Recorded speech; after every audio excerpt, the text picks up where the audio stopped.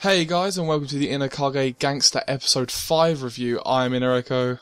My name's OmniKage, and we're going to be doing a Gangsta episode 5 review here. So the episode leads off from the last episode between the two A0 classes, the fight between Doug and Nico. Yep, that was a great cliffhanger, really got me excited for the next episode. And the next episode started quite strangely actually. I expected it to go straight to the fight, but instead it started off with a flashback where it seemed like Warwick's past and obviously Nico's. And it seemed he was with his hoe or something. Yeah. I remember in the episode 4 they were like one of the servants or something was like having an argument about that or something, or talking behind his back about that. Yeah. But no, then he come back and he was like, "Oh yeah, Nico, you can do it as well." And then he just finds him beaten up, it seems, and he takes him to Chad, I think the police officer's name is? Yeah, it's Chad, the police officer. Yeah. So obviously, back then, Nico, at the age of 14, he was classed as a C0 Twilight. So that must show. I'm guessing that shows that they can rank up, like. So from any age, you could practically be given any rank. So you could be a higher rank than an adult, even if you're young.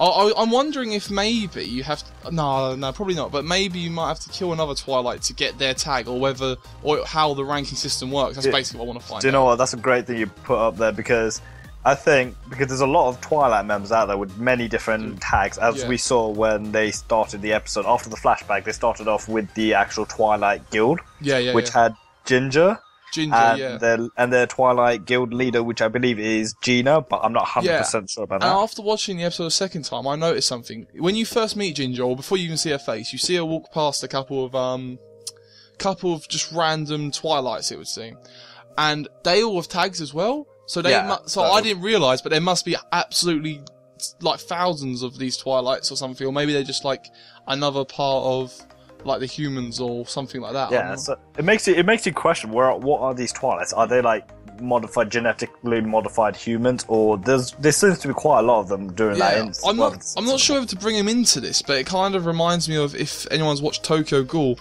the way there's ghouls living with humans kind of thing. It's kind of like that. Yeah, but also that also links in with, it seems in this anime they have that 3 laws, which I still not quite too sure about, but it seems. So like with the 3 laws, the way they see it is that as long as they obey the 3 laws, the Twilight, any member of the Twilight is safe. But if they break the rules, then obviously they're going to be executed. From what we know. But then with Twilights, they have to each hold a contract with their contract holders. So that's like, it might be because they do state that in the actual episode that because of the 3 laws, they're broken from that slavery. But yet it still brings up the contract holders and all that. So we'll get on. After all that, they start off with the fight, and the Monreal family, which Doug is trying to be the head guy. I forgot his name. So they're betting on who's going to win. Yeah. That was brilliant when they were actually betting on it. Like, and then the actual fight commences between Doug and Nico, and within that fight is a pretty badass fight. Not gonna lie, with all the samurai. That was good. It was so topsy turvy, the fight. Like, I didn't expect it. I actually really like the way that guy fights. Is he Doug? Doug. Doug. His fighting style is awesome. I think the way he's jumping around and stuff. I don't know why I dig that in anime characters. Yeah.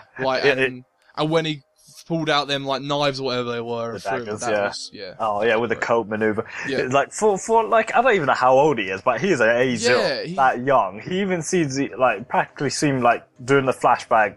How old was Nico? I think he's like 14 or something. He seems like that. And that seemed impressive enough, but really, that's what I mean. He seemed about the same age, maybe a bit older, but still, I know, A0. Like, that's what I mean. A lot of the other members are like Warwick. He's only like D0, but obviously he's not really a combat. Yeah, he's not. He's all intelligence, like. And then it carries on with the fight where, as it progresses on, Nico's not taking any damage. No. While Doug, you could tell he's exhausted as the fight goes on. But that's purely because of the highs. I'm wondering if they actually fought 1v1, like kind of proper, whether Nico would actually win or be struggling. That's what I mean. Yeah. Because we know that in the previous episode, Nico took an overdose of the cerebellum. Yeah, just just down in them pots, like just down in that pot. Yeah, he just down. It was meant to take 1 or 2, but it seems like that drug is like a pain relief drug for like meant for Twilight members. Yeah, yeah. So I don't know if it's just exclusive to him or anyone else, but who knows? Has it? Yeah, I don't know. But they didn't like it at all. Like not at all. The fact that he was overdosing on that. Like usually, I know it sounds strange, but I actually really think that's quite strange how they're that worried about him overdosing on it. Like they're not actually worried about it, what it does to him. They're more worried that the fact that that's almost cheating because he can't take damage. Exactly. Like, can't take. But then again, you have to think about the after effects, considering it will hurt as hell. Yeah, and I just thought of another reason is also because, like, obviously it seems to upset Warwick, which he's not really supposed to do. Exactly. Yeah, we know like Warwick doesn't like to show that much emotion, but clearly he knows. It must be something related to their past that he shouldn't be overdosing. So like, as Nico's about to take the finish, he's about to strike the finishing blow. Ginger comes in. I guess she saved Doug. Yeah. So then with this, then Gina appears. So she's like Gina, yeah. Yep. Yeah, that was. Oh my god! And then she had like a what was it? She points her gun at Doug. So at this point, we're all thinking, "Oh no, she can't just kill him." Yeah. I was thinking, "Oh my god," because he's not allowed to. Because like this goes back to the 3 laws that he's not allowed to kill one of like the higher up mob bosses. So like he's not allowed to attack the Monreal family, Doug. Yeah. It seems like he seems quite a rebellious one then, because it seems like he even went against her, and you can see he was trying to get away because he knew what was going to happen. That is what I mean. But like, who knows? And then she shoots, but then he's not actually dead. So what Gina ended up using was a downer or a tranquilizer. So it's designed for I think Twilight members. So that's pretty. I don't even know what to say to that. All of a sudden, she just comes in, just takes everyone down. We even get to see a glimpse of Ginger. She's pretty fast when she seemed quite worried when Nicholas was going towards us. I'm not sure how high she ranks, but like you say, her speed seemed unbelievable. That's what I mean. We didn't get to see her actual dog tag rank. No. We just saw she had a dog tag. She seemed very nervous, but at the same time, that might be kind of like aroused, like kind of to. That's what I mean. She seemed like because you saw how nervous she was, and then all of a sudden, when Warwick actually looked like a threat, she was just. That's what I mean.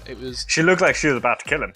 Yeah. She said, she looks like she was prepared to if he'd done anything. Yeah. So like Gina explains to Nico that I don't want you to make Warwick worried since he's your contract holder. Yeah. So again, that goes back to how Warwick was worried about him. The moment Gina stepped in, he was worried. I don't know. He was just like panicking all over. Oh man. I don't even know what to say. It's just after the overdose and after the downer, he just collapsed, Nico, and they just left Doug, didn't they? Yeah, I know, they just left him there. But I couldn't believe that when, after all that of Nicholas trying to kill Doug, that she then left him with him. Like, it was like, why? But at the same time, it was kind of like punishment, I guess, because he had to take both of them. Yeah, so it's just like, I find it funny how the reason she's like doing all this, Nicholas, because he upset the contract owner. Yet she's just throwing more shit at him. That's what I don't even know. It looked like she was enjoying herself. She even did like a creepy smile that kind of looked like a Joker smile. So I mean, I like creepy smiles, but that was terrifying. So like after all that, it goes back to a little flash, like Alex. It goes back to the building where Alex worked with the handyman. She keeps having these flashbacks of her. or flashback, or like illusions, isn't it? Like hallucinations. Yeah. So like it's like her old pimp. So as you know, Alex used to be a hoe. Is it Gary? Gary, her old? Gary, I think it was Gary. Yeah. Starts with G, pretty sure. But then again, they also said that she was used as like a drug dealer as well. Yeah. So she might have more traumatic experiences. I'm guessing that's why. That's what I mean. But then like because in the previous episode, Warwick told her that she should leave. Even the that granny from the shop told her to not stay for too long. Yeah, not stay for too long.